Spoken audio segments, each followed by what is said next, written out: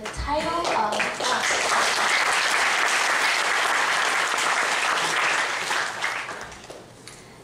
of our guest of honor, Dr. Ramos's lecture is Significant Contributions of the Filipino Soldiers During the Korean War. Ladies and gentlemen, Dr. Ramos is a truly remarkable leader who has made a difference in the world, and it is my privilege and honor to introduce him. Would you join me now in welcoming Dr. Ramos to the podium?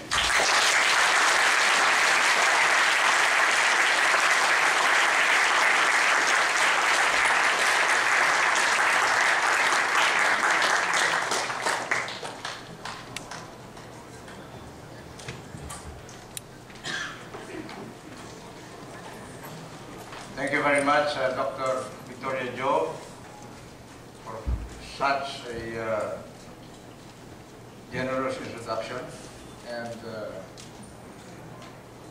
likewise, and especially so, to Dr. Father Johan CUK, the head of our university, the Catholic University of Korea, CUK, our university. Our university.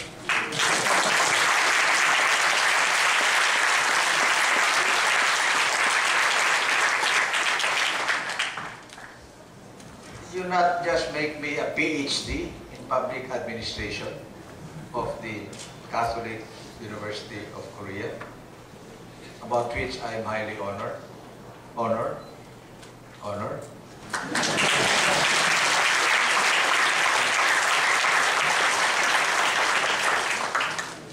I think that is the nature of our meeting today, which is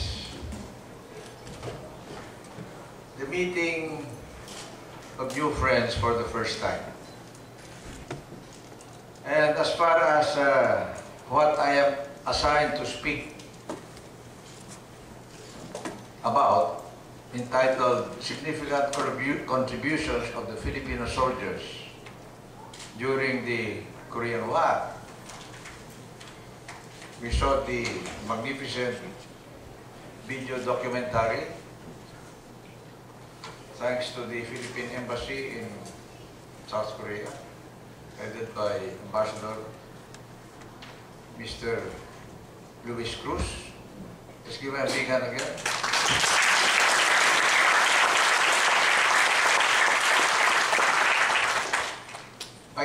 By the way, in the Navy, a flat top is an aircraft carrier. You are about to launch a flat top in the Korean Navy. We do not have any flat top in the Philippine Navy, except Ambassador Luis Cruz.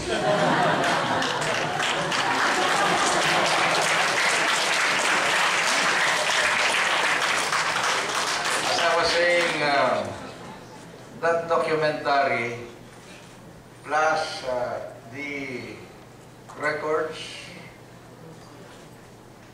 that have come out during the past 2 days on the 60th anniversary of the outbreak of the Korean War, especially the dramatic and admirable landing of the Allied forces at Incheon, celebrated this morning, nearby, already have told the Korean people about much of the contributions of the 21 Allied nations, including the Philippines, of which 5 nations contributed medical and hospital assistance, and the remaining 16 provided combat troops that fought all the way from Busan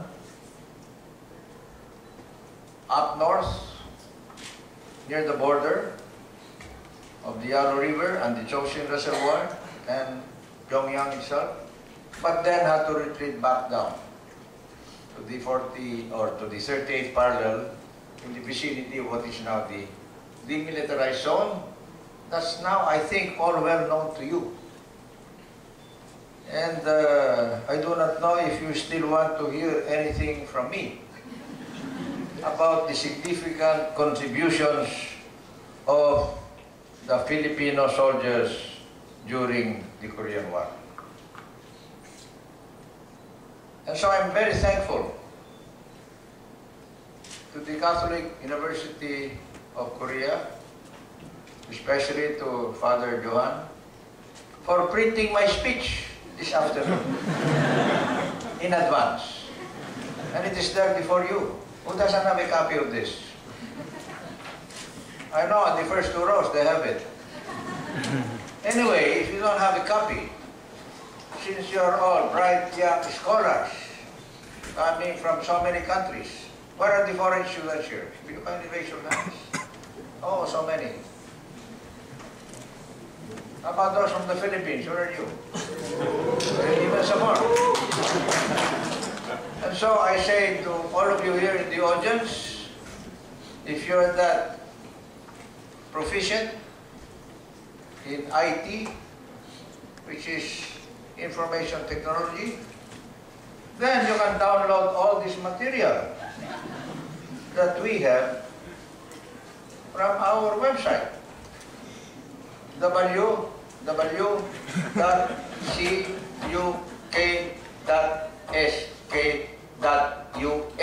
You got it? Okay, here we go.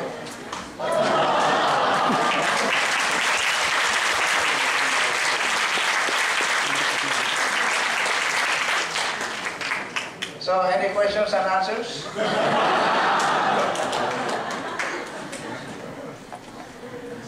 Well, anyway, I'm going to repeat exactly what's there. And it will take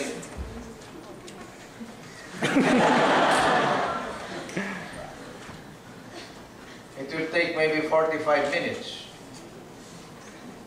In the meantime, because this has been a very long and trying day, you can all take a siesta.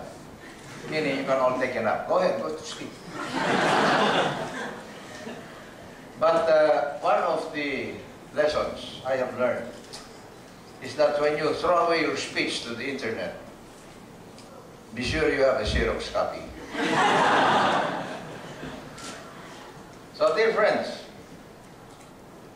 again let me express my deep appreciation to the CUK for conferring me this honorary degree of Doctor in Public Administration, making me another affiliate or alumnus of this great university.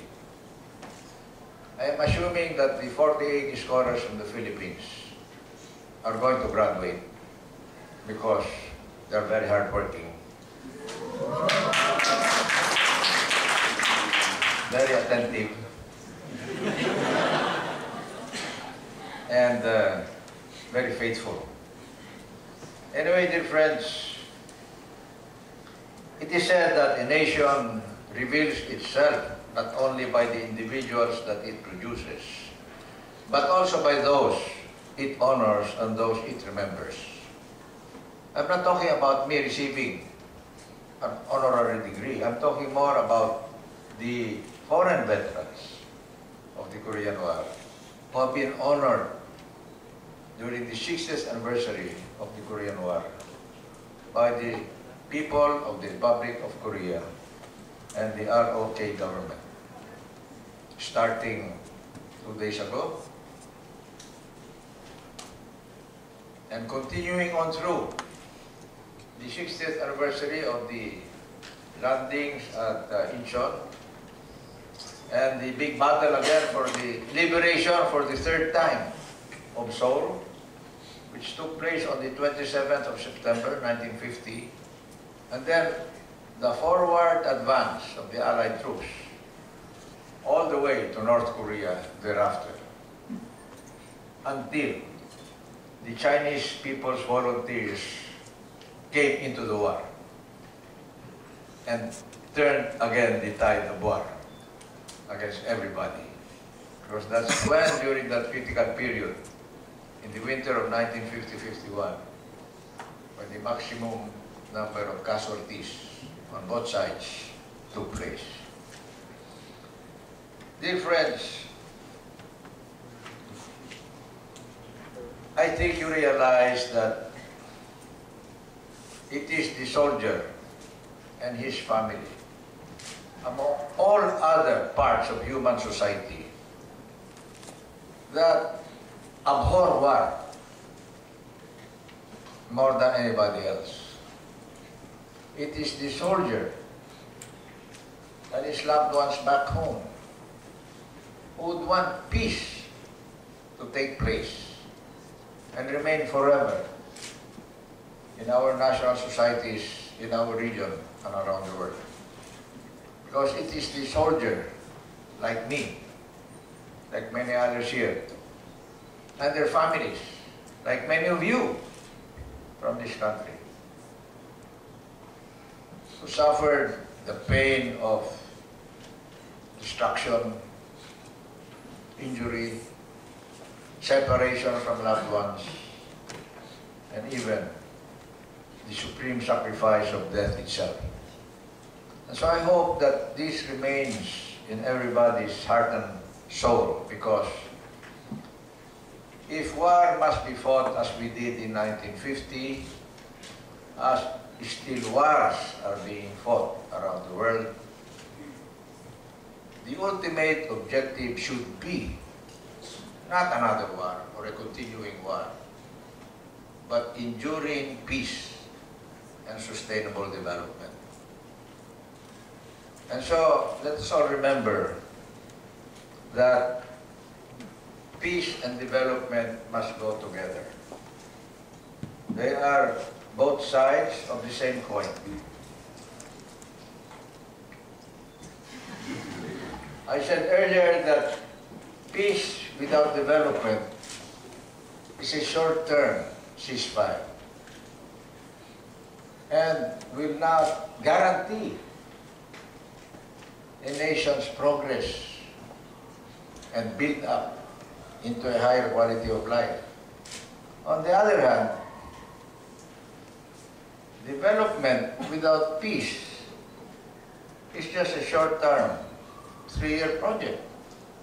So what if you build the new bridge across the Han River? If there is no peace, soon enough that is going to be destroyed by conflict, etc., etc.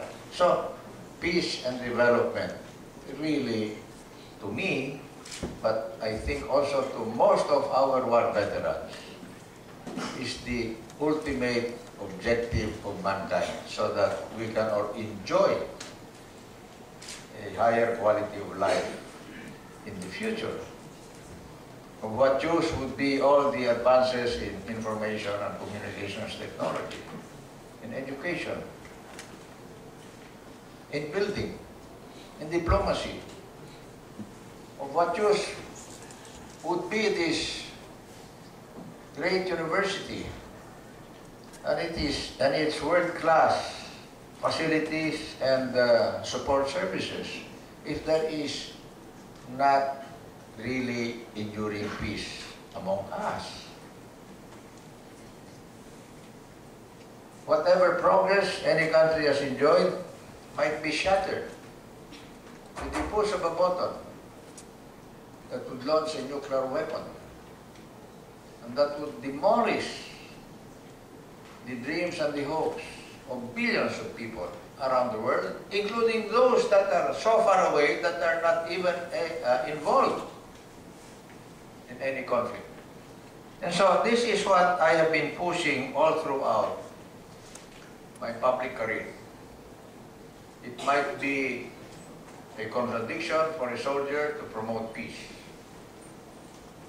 but please talk to some of your fathers, uncles, grandparents, granduncles, elderly neighbors who have been at war, and they would tell you the same thing. Why not invest the billions and billions of dollars in defense armaments or arms for war?